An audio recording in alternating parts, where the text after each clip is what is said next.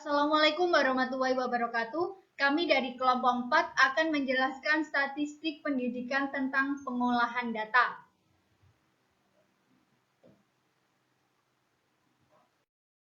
Sebelumnya, perkenalkan nama anggota kelompok kami. Yang pertama, saya sendiri Fitri Intan Novia Inderia. Yang kedua, Monica Sebianingsih. Yang ketiga, Putri Ningsih. Yang keempat, Fikri Farid Al-Karim. Dan yang kelima, Sinta. Langsung saja kita memasuki materi yang pertama, yaitu pengertian pengolahan data.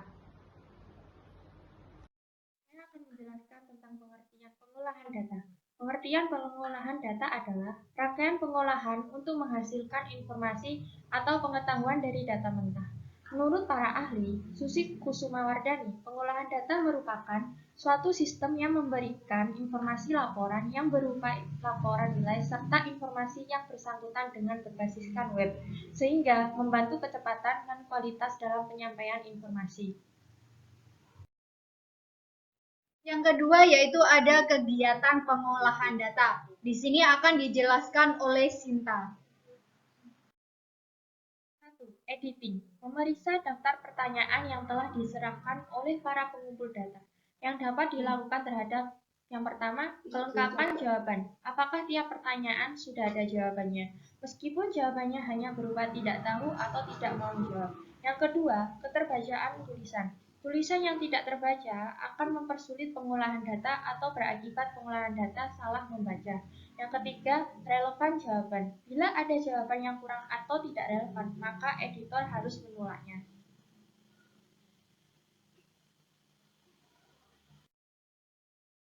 2.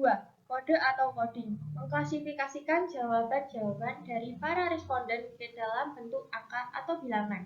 Biasanya dilakukan dengan cara memberi tanda atau kode berbentuk angka pada masing-masing jawaban. Misalnya, untuk jenis kelamin, pendidikan, dikodenya sebagai berikut.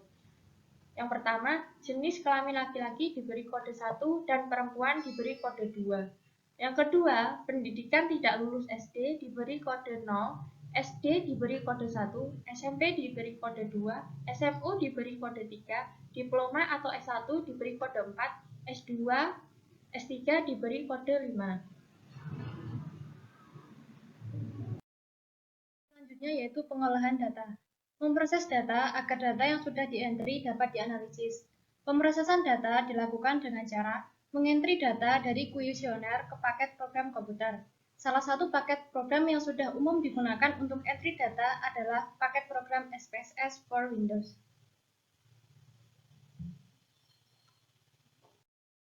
Selanjutnya, cleaning merupakan kegiatan pengecekan kembali data yang sudah di-entry. Apakah ada kesalahan atau tidak? Misalnya, untuk variabel pendidikan ada data yang bernilai 7, mestinya berdasarkan coding yang ada pendidikan, kodenya hanya antara 1 sampai 4. 1 sama dengan SD, 2 SMP, 3 SMU, dan 4 perguruan tinggi. Selanjutnya yaitu ada tujuan pengolahan data. Tujuan pengolahan data adalah mendapatkan data statistik yang dapat digunakan untuk melihat atau menjawab persoalan secara agregat atau kelompok, bukan satu persatu secara individu.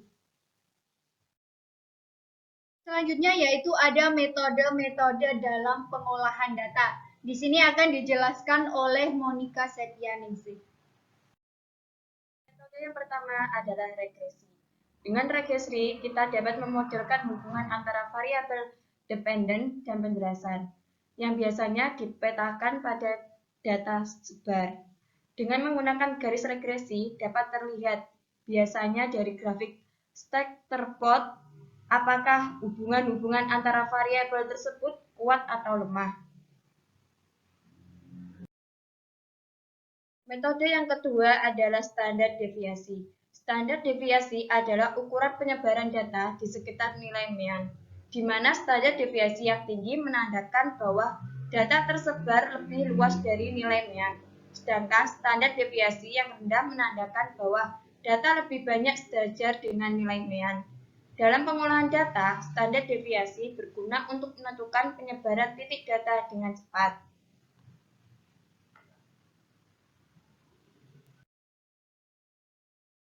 Yang ketiga, penentuan ukuran sampel.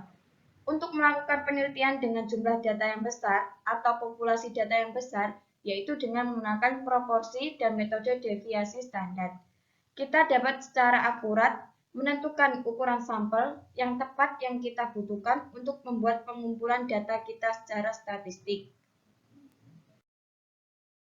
Metode pengolahan data yang keempat, yakni pengujian hipotesis.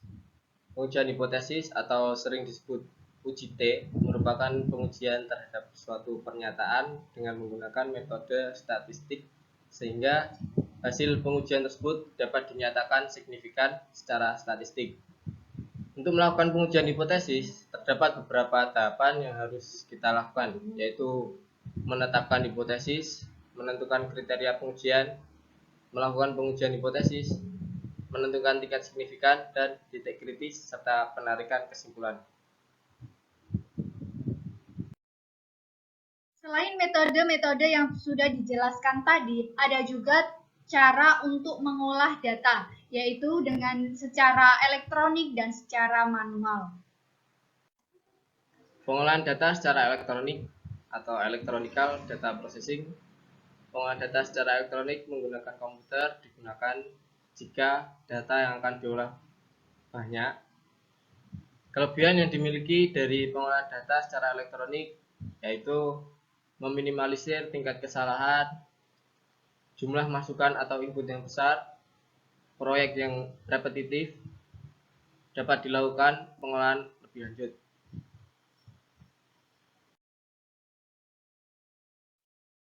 Cara yang kedua yakni secara manual. Pengolahan secara manual digunakan jika data yang akan diolah tidak terlalu banyak atau hanya sedikit. Biasanya dilakukan dengan membuat list atau daftar atau tally map dari hasil observasi, memerlukan waktu yang sangat lama. Sekian penjelasan dari kelompok kami mengenai pengolahan data. Mohon maaf apabila ada salah kata maupun perbuatan. Wassalamualaikum warahmatullahi wabarakatuh.